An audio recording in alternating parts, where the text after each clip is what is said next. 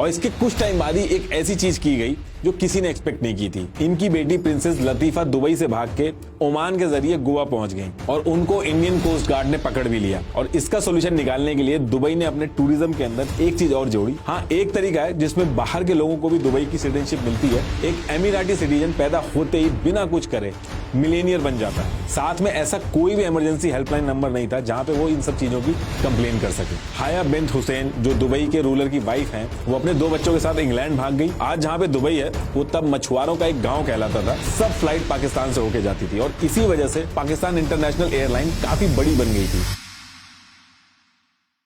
देखिए 1990 में एक जगह जो एकदम बंजर थी, धूल मिट्टी, गर्मी, पानी तक नहीं था, चारों तरफ रेगिस्तान ही था, वो आज की डेट में एक ऐसी जगह बन गई है जिसने दुनिया भर के शहरों को पीछे छोड़ दिया है। जिस जगह पे पानी की इतनी किल्लत थी वहां पे आज की डेट में per year 128 billion imperial gallon पानी बड़े आराम से प्रोवाइड किया जाता है। बड़े बड़े फाउंटेन्स और कनाल्स आज की डेट में बहुत ही तेजी से बन रहे हैं। जहां रेत थी आज वहां वर्ल्ड क्लास रोड्स, दुनिया की सबसे बड़ी बिल्डिंग, सबसे बड़े मॉल, सबसे बड़े होटल, सबसे ऊंचा रेस्टोरेंट और सबसे ऊंची लिफ्ट है। ये कहा जाता है कि सॉइल यानी रेत के ऊपर नॉर्मल बिल्डिंग तक बनाना बहुत मुश्किल होता है। इन्होंने रेत के ऊपर ही दुनिया की सबसे बड़ी बिल्डिंग बना दी। पुलिस यहाँ पे लैम्बोर्गिनी और फरारी जैसी सुपर कार से चलती है। आप अभी तक समझ गए होंगे कि मैं दुनिया के सबसे अमीर लोगों के शहर दुबई की बात कर रहा हूँ। अब आपको लग रहा होगा कि इनके पास ऑयल होगा, उसके भंडार होंगे, इसलिए ये सब मुमकिन कर पा रहे हैं। तो देखिए ऐसा नहीं है, इनकी जीडीपी का सिर्फ 1% हिस्सा ही ऑयल से आता है। अब सबसे बड़ा क्वेश्चन ये है कि ये हुआ कैसे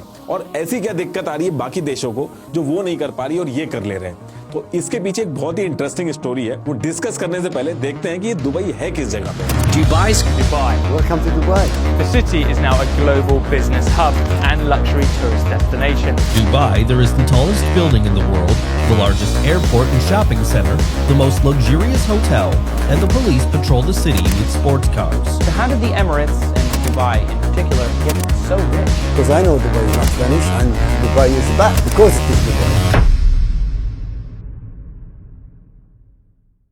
इंडिया से वेस्ट की तरफ यानी पश्चिम की तरफ आप जाएंगे तो आपको मिलेगा UAE, United Arab Emirates. Actually 7 अलग अलग किंगडम के राजाओं ने मिलकर डिसाइड किया कि ये लोग मिलकर एक कंट्री बनाएंगे जिसका नाम पड़ा यूएई। ये हैं वो 7 किंगडम। और देखिए इसमें कई बार सिटीज और किंगडम के बीच में कंफ्यूजन हो जाता है क्योंकि किंगडम और सिटीज के जो नाम है वो सेम पड़े हैं। जैसे जो दुबई किंगडम है उसको एमिरेट्स ऑफ दुबई कहते हैं और इस एमिरेट्स ऑफ दुबई के अंदर एक सिटी है, सिटी ऑफ दुबई। सेम ऐसे ही एमिरेट्स ऑफ अबू धाबी में सिटी है अबू धाबी। जैसे हर कंट्री के प्रेसिडेंट और प्राइम मिनिस्टर होते हैं वैसे ही यूएई के भी होते हैं, लेकिन कौन प्रेसिडेंट या प्राइम मिनिस्टर बनेगा ये डिसाइड एक अलग तरीके से होता है। ये जो 7 किंगडम है इन्होंने मिलकर डिसाइड कर लिया कि जो भी अबू धाबी का राजा होगा वो हमेशा प्रेसिडेंट होगा और जो दुबई का राजा होगा वो हमेशा प्राइम मिनिस्टर बनेगा। इसलिए यूएई में आप देखोगे कि जो पावर है वो अबू धाबी और दुबई में कंसंट्रेटेड रहती है। और यही कुछ रीजन है जिसकी वजह से यूएई एक ऐसी कंट्री है जहां पे एक ही कंट्री में एक तरफ आप ऐसी पिक्चर देखते हो और दूसरी तरफ सेम कंट्री में आप इस तरीके की पिक्चर देखते हो।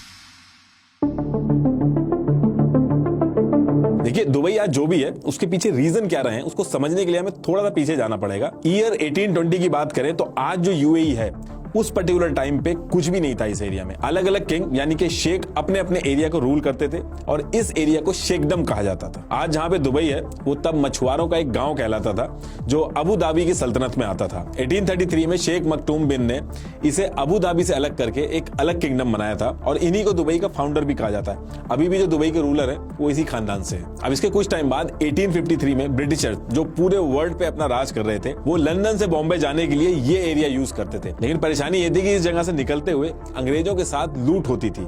तो इसके लिए ब्रिटिशर्स ने इन शेखडम ये जो एरिया था दुबई और अबू धाबी वाला इनसे बात की और एक ट्रूस एग्रीमेंट साइन किया जिसमें इन्होंने इनकी सिक्योरिटी की बात की ताकि आगे चल के इनको दिक्कत ना हो। उसके बाद से इस एरिया का नाम शेखडम से चेंज होके ट्रूशियल स्टेट हो गया और दुबई भी ट्रूस स्टेट में गिना जाने लगा। आगे चल के जब इस एरिया में रशिया और फ्रांस का इन्वॉल्वमेंट होने लगा तो इन ट्रूशियल स्टेट्स को ब्रिटिशर्स की आर्मी ने सिक्योरिटी दी और इन स्टेट्स का पूरा फॉरेन अफेयर ब्रिटिशर्स ही देखने लगे। लेकिन ब्रिटिशर्स ने यहाँ कोई डेवलपमेंट नहीं किया क्योंकि ब्रिटिशर्स के लिए ट्रूशियल स्टेट्स बस एक क्रॉसिंग पॉइंट था और ऊपर से हर तरफ रेगिस्तान था, तो उनको यहाँ ज्यादा फायदा नहीं था। अब देखिए इस टाइम पे दुबई का जो एरिया था वो फिशिंग से बढ़ के पर्ल बिजनेस के लिए फेमस हुआ, लेकिन दुबई अभी भी एक गांव ही कहलाता था। दुबई की असली किस्मत चेंज हुई 1958 में, जब शेख राशिद बिन सईद दुबई के रूलर बने और इन्होंने दुबई को एक गांव से एक चमकता शहर बना दिया। 1959 में ये यूरोप गए और वहां के इंफ्रास्ट्रक्चर से ये बहुत ज्यादा इंप्रेस हुए और उन्होंने वहां से आते ही ये डिसाइड किया कि वो दुबई को एक ट्रेडिंग, ट्रांसपोर्ट और फाइनेंस का हब बनाएंगे जो ऑल ओवर वर्ल्ड में फेमस होगा। दुबई पर्शियन गल्फ में है, जो ईरान, इराक, कुवैत, सऊदी और कतर के बीच में है। साथ में ये रूट एशिया, अफ्रीका और यूरोप को भी कनेक्ट करता है। तो दुबई की जो स्ट्रैटेजिक लोकेशन थी वो बहुत ही अच्छी थी और इसी चीज को ध्यान में रख के शेख राशिद ने, जो इनके पास नेचुरल दुबई क्रीक यानी कि खाड़ी थी जिसमें छोटी छोटी नाव तो आती थी लेकिन बड़े शिप्स नहीं आ पाते थे, शेख राशिद ने इसको और गहरा करवाया और चौड़ा करवाया ताकि बड़े शिप्स भी आ सके, सिर्फ छोटी नाव तक ये सीमित ना रहे। इसके लिए इन्होंने जो भी पैसा था सब इसमें ही लगा दिया और लोन भी लिया। ये एक बहुत बड़ा रिस्क था और इसको लेके शेख राशिद को बहुत ज्यादा सुनना भी पड़ा था। ये क्या कर रहे हैं किसी को समझ में नहीं आ रहा था, लेकिन ये बहुत ही बड़ा सक्सेस निकला। इसकी वजह से दुबई में बड़े बड़े शिप्स आने लगे, जिससे दुबई के पास का जो मार्केट था वो बहुत अच्छा चलने लगा। शेख राशिद यहाँ पे भी रुके नहीं, इन्होंने एयरपोर्ट बनवाया, इंफ्रास्ट्रक्चर पे बहुत सारा पैसा लगाया। जो भी पैसा आ रहा था ये सब इन्हीं सब चीजों में लगवा रहे थे, जिसको लेके इनकी दूर दूर तक मजाक भी उड़ी, क्योंकि इस पूरे प्रोजेक्ट के लिए पैसे बहुत ज्यादा लग रहे थे, जिसकी दिक्कत पड़ रही थी इनको। अब होता यह है कि 1966 में दुबई में ऑयल निकलता है, लेकिन काफी कम निकलता है एज कंपेयर टू जो इनकी नेबरिंग कंट्री थी उसके कंपैरेटिवली कम निकलता है। लेकिन शेख राशिद का मानना था कि ऑयल मिल तो गया है पर वो ज्यादा दिन नहीं चलेगा, इसलिए उन्होंने इस मिले हुए ऑयल का पैसा भी इंफ्रास्ट्रक्चर डेवलपमेंट में ही लगाया। और उन्होंने उस टाइम पे एक लाइन भी कही थी जो आज तक बहुत फेमस है। उन्होंने कहा कि मेरे दादा ऊंट की सवारी करते थे और मेरे पिता भी ऊंट की सवारी करते, मैं मर्सिडीज चलाता हूं, मेरा बेटा लैंड रोवर चलाएगा, उसका बेटा भी लैंड रोवर चलाएगा, लेकिन हालात ऐसे होंगे कि उसके आने वाला बेटा दोबारा से ऊंट चलाएगा। इसलिए वो दुबई को एक ऐसी सिटी बनाना चाहते थे जिसकी डिपेंडेंसी ऑयल पे ना हो। जब शेख राशिद दुबई में इंफ्रास्ट्रक्चर वगैरह बना रहे थे तो पैरेलली भी उस रीजन में बहुत सारी चीजें हो रही थी। जैसे दुबई को ब्रिटिशर्स से इंडिपेंडेंस मिल गई। ब्रिटिशर्स इसलिए चले गए क्योंकि ब्रिटिशर्स को इस एरिया की सिक्योरिटी मेंटेन करने के लिए काफी पैसा लगाना पड़ता था। तो जो ब्रिटिशर्स थे वो 1968 में यहां से चले जाते हैं और दिसंबर 1971 में जितने भी किंगडम थे ये सब एक हो जाते हैं। रस अल खाइमा ये जो किंगडम था ये 1 साल बाद ज्वाइन करता है, तो टोटल 7 किंगडम मिलके एक कंट्री बना लेते हैं। अब दुबई खुद में एक तो किंगडम था, लेकिन as a country UAE represent करता था। देखिए जब भी शिप्स एक जगह से दूसरी जगह जाते हैं तो फ्यूल फिलिंग के लिए या फिर लोडिंग अनलोडिंग के लिए पोर्ट्स की जरूरत पड़ती है और दुबई एक ऐसी स्ट्रेटेजिक लोकेशन पे था कि उस पर्टिकुलर एरिया से बहुत सारी शिप्स को आना जाना पड़ता था। शेख राशिद ने इस चीज की इंपॉर्टेंस को उसी पर्टिकुलर टाइम पे समझ लिया और पोर्ट राशिद बनवाया।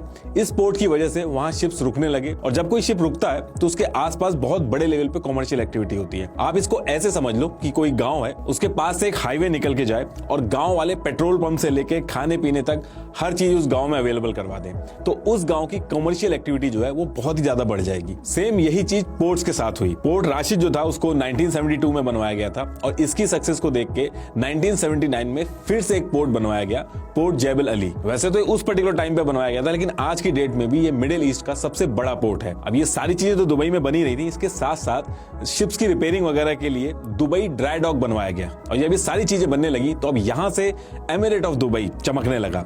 जब बाकी देश तेल के पैसे से बड़े बड़े महल बना रहे थे तो उस टाइम पे शेख राशिद की सोच एकदम अलग थी और इसके कुछ टाइम बाद ही एक ऐसी चीज की गई जो किसी ने एक्सपेक्ट नहीं की थी। ऐसे टाइम पे जब सारे पोर्ट्स रेडी थे दुबई में, शिप्स खूब आ रहे थे, तो पोर्ट पे पैसे और बढ़ाने की बजाय शेख राशिद ने अनाउंसमेंट कर दी कि दुबई का port Jebel Ali commercial free zone है। इसका मतलब यह हुआ कि इस एरिया से जो भी शिप गुजरेगा उसको टैक्स नहीं देना होगा। उस पूरे एरिया को टैक्स फ्री कर दिया गया, जिससे import duty, export duty, manufacturing tax सब माफ कर दिए गए। शेख राशिद का ये एक गेम चेंजर मूव था, क्योंकि इतना कुछ करने की वजह से ये जो रूट था ये एक बहुत ही फेवरेट रूट बन गया था हर किसी का और दुबई की जीडीपी का लगभग 24% हिस्सा यहीं से आने लगा था और दुबई एक बहुत ही बड़ी सिटी बनने की तरफ बहुत ही तेजी से बढ़ने लगा, जिसका सारा क्रेडिट जाता है शेख राशिद और उनके बोल्ड डिसीजन को। जो इनकी सोच उस पर्टिकुलर टाइम पे थी, आज भी कई ऐसे लीडर्स हैं जो ऐसा सोचने और एग्जीक्यूशन करने में बहुत झिझकेंगे। उस टाइम पे एक चीज और हुई थी, उस पर्टिकुलर टाइम पे पाकिस्तान में कराची एयरपोर्ट एक बहुत ही बड़ा और बिजी एयरपोर्ट हुआ करता था। पाकिस्तान की अच्छी लोकेशन की वजह से अमेरिका से लेकर ब्रिटिश एयरवेज सब फ्लाइट पाकिस्तान से होकर जाती थी और इसी वजह से पाकिस्तान इंटरनेशनल एयरलाइन काफी बड़ी बन गई थी। इस चीज को शेख राशिद दुबई के फेवर में डाइवर्ट करना चाहते थे क्योंकि दुबई की भी लोकेशन बहुत अच्छी थी, जिसके लिए उन्होंने बहुत ट्राई किया और मल्टीपल रनवे वगैरह बनवाए। और ये जो रनवे वगैरह बनवाए, इससे एक फायदा ये हुआ कि जितनी भी एयरलाइंस थी, जैसे Singapore airline, air India, Malaysian airline, Asia और यूरोप के बीच चलने वाली जो फ्लाइट्स थी, ये एक रिफ्यूलिंग पॉइंट बन गया दुबई वहां का। लेकिन बात वहीं पे खत्म नहीं हुई क्योंकि शेख राशिद इस पूरे एयरलाइन बिजनेस को दुबई में डाइवर्ट करना चाहते थे और 1985 में उन्होंने एक एयरलाइन शुरू की और उसका नाम रखा एयर एमिरेट्स। इसके लिए उन्होंने ज्यादा पैसा देके पाकिस्तान से ही एयरप्लेन्स खरीदने शुरू किए और धीरे धीरे करके पाकिस्तान का पूरा बिजनेस दुबई में डाइवर्ट कर दिया। एयर एमिरेट्स एयरलाइन जो थी वो बाकी एयरलाइंस को काफी पीछे कर देती है क्योंकि दुबई गवर्नमेंट की तरफ से एयर एमिरेट्स को अलग से ग्रो करने के लिए पैसे दिए जाते थे और जो टैक्स था वो एक भी रुपया नहीं लिया जाता है। वहीं अगर बाकी एयरलाइंस की बात की जाए तो उनकी जो गवर्नमेंट थी, उनकी जो कंट्री की गवर्नमेंट थी, वो उनसे टैक्स भी लेती थी और जो भी खर्चा होता था उनको अपनी जेब से देना होता था। इसलिए एयर एमिरेट्स ने सबको पीछे कर दिया और आगे चल के इसने पूरे दुनिया भर की एयरलाइंस को पीछे किया। देखिए, अगर आप दुबई गए होंगे तो आपने नोटिस किया होगा कि वैसे तो दुबई एक बहुत ही रिलीजन फॉलो करने वाले देशों में से एक है, लेकिन उसके बाद भी बाहर से आने वालों के लिए वहां कोई खास रिस्ट्रिक्शंस नहीं है। दुबई को ऐसे बनाया गया है कि हर कंट्री के लोग वहां बिना किसी झिझक के आ जा सके और एक बार आए तो बार बार आने का मन करे और दुबई ज्यादा से ज्यादा पैसा बनाए। और ये जो सोच आज हम दुबई के अंदर देखते हैं, इस सोच की शुरुआत भी शेख रशीद ने की थी। जब दुनिया भर से शिप्स जो थे वो दुबई के अंदर आ रहे थे तो उनको पता था कि बाहर से लोग भी आएंगे और वहां के लोगों का दुबई के अंदर कंफर्टेबल फील होना बहुत ही जरूरी है। इसलिए दुबई के अंदर बाकी नेबरिंग कंट्री के कंपैरिजन में बहुत ही ओपन रूल्स एंड रेगुलेशन रखे गए हैं और वो जो थिंकिंग है वो आज भी उनके बेटे ने आगे बढ़ाई है। देखते ही देखते पोर्ट्स और ट्रेड की वजह से दुनिया भर के लोग दुबई में आने लगे। यहां से शेख राशिद ने सोचा कि ये जो लोग आ रहे हैं इनको और फैसिलिटी दे दी जाए ताकि ये दुबई के अंदर और रुके और यहीं से दुबई को टूरिस्ट प्लेस बनाने की मुहिम चालू हुई। जो चीज एक पोर्ट बनने से शुरू हुई थी वो अब टूरिस्ट डेस्टिनेशन की तरफ बढ़ रही थी। अब दुबई के अंदर बड़े बड़े होटल्स और बिल्डिंग बना के दुबई को टूरिस्ट डेस्टिनेशन बनाने का काम शुरू हुआ। दुबई में उस टाइम पर बहुत सारे लग्जूरियस होटल बनाए गए और इसके साथ ही दुबई का होटल सेक्टर बहुत ही तेजी से बूम करने लगा। अभी तक तो दुबई उन लोगों से कमा रहा था जो शिप के थ्रू आ रहे थे, लेकिन 1990 में शेख राशिद ने ट्राई किया कि ऑल ओवर वर्ल्ड से लोग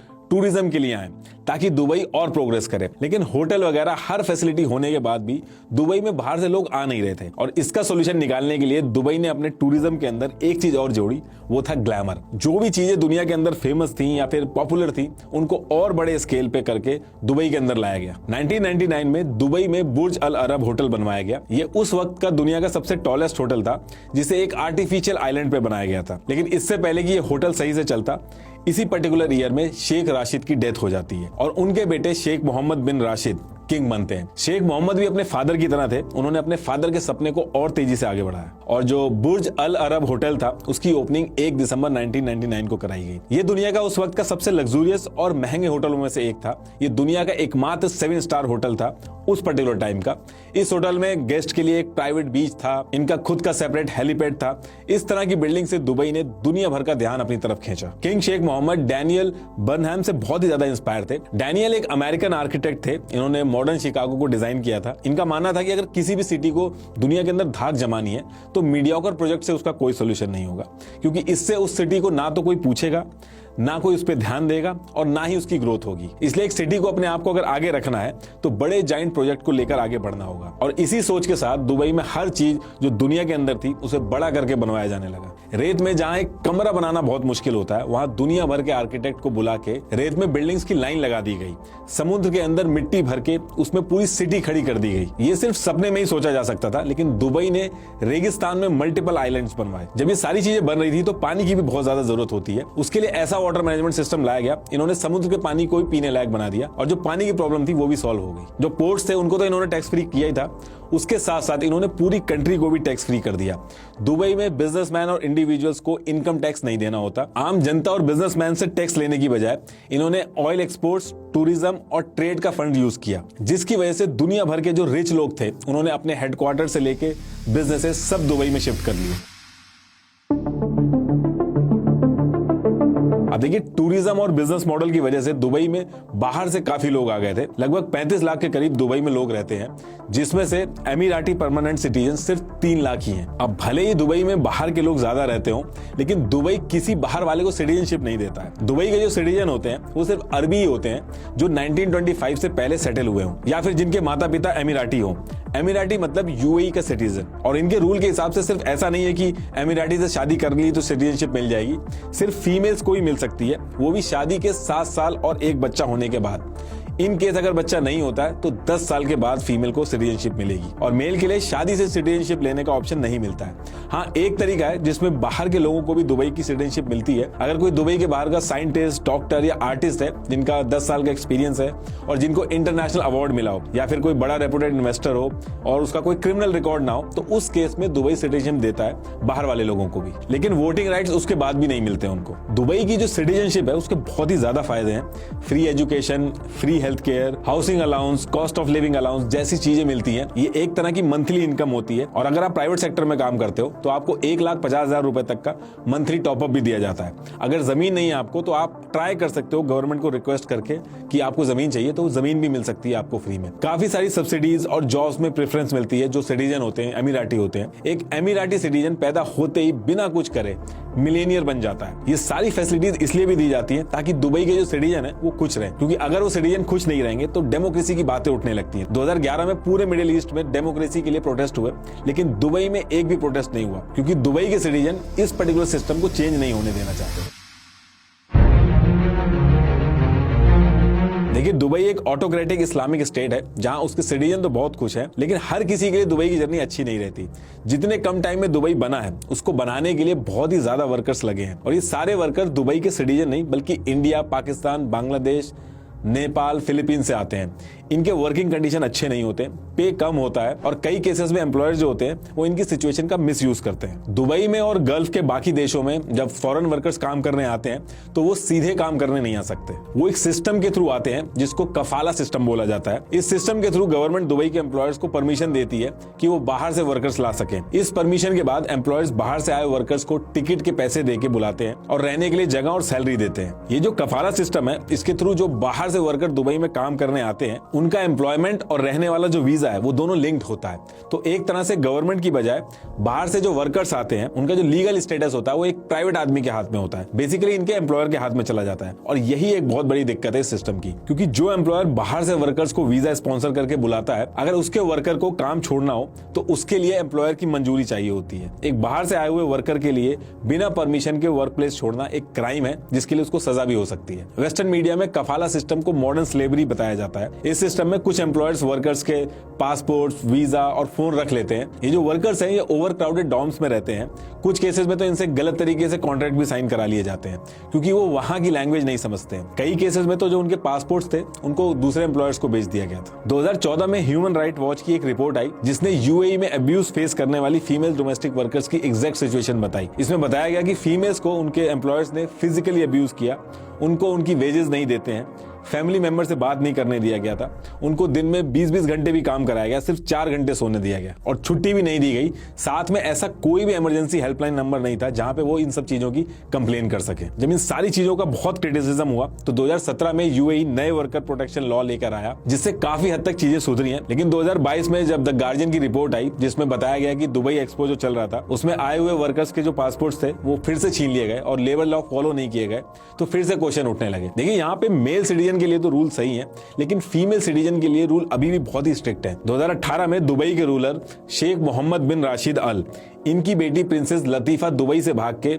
ओमान के जरिए गोवा पहुंच गईं और उनको इंडियन कोस्ट गार्ड ने पकड़ भी लिया। तो उन्होंने बताया कि वो अपने फादर से भाग के आई हैं और उनको पॉलिटिकल असाइलम चाहिए, लेकिन इंडियन स्पेशल फोर्सेज ने उनको प्राइवेट जेट से दुबई वापस भेज दिया। बाद में 2021 में उन्होंने फिर से एक सीक्रेटली एक वीडियो बनाया जिसमें उन्होंने ये रिकॉर्ड करके बताया कि उनके पिता ने उनको दुबई में बंधक बना रखा है और उनकी जान को खतरा है। इसी तरह जून 2019 में प्रिंस हाया बिन्त हुसैन जो दुबई के रूलर की वाइफ हैं, वो अपने 2 बच्चों के साथ इंग्लैंड इंग्लैंड भाग गई, उन्हें वहां पे शरण दी गई। इसी तरह प्रिंसेस लतीफा की जो सिस्टर थी प्रिंसेस शमशा, उन्होंने भी जुलाई 2000 में वैकेशन मनाते हुए गायब हो गई और लंदन में रहने लगी। लेकिन फिर कुछ दिन बाद उनको किडनैप करके प्राइवेट जेट से दुबई ले आया गया और 2020 में यूके के कोर्ट ने बताया कि उनकी जो किडनैपिंग हुई थी वो उनके पिता नहीं करवाई थी। देखिए, दुबई दिखने में तो एक मॉडर्न सिटी बन गई है, लेकिन वहां पे अभी भी अथॉरिटेटिव और कंजर्वेटिव राज चल रहा है। दुबई ने कई सारे फ्रंट्स पे प्रोग्रेस करी है और कई सारे ऐसे फ्रंट्स हैं जो अभी भी पीछे हैं, लेकिन रेगिस्तान की रेत को एक बड़े मेट्रोपोलिस में कन्वर्ट करना ये किसी चमत्कार से कम नहीं है।